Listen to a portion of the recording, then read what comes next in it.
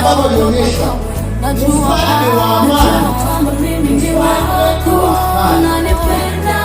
Na ndio maana leo hii Ukristo unaokoka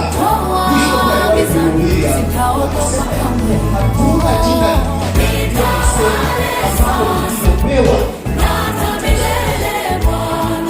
ni jina ambalo likitajwa jina hili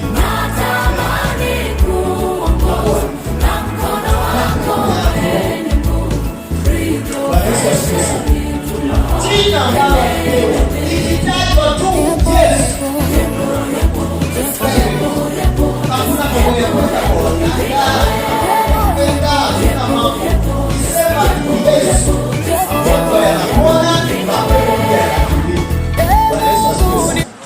mwalimu wetu alikuwa kiroho wakati alikuwa akitunga hiyo.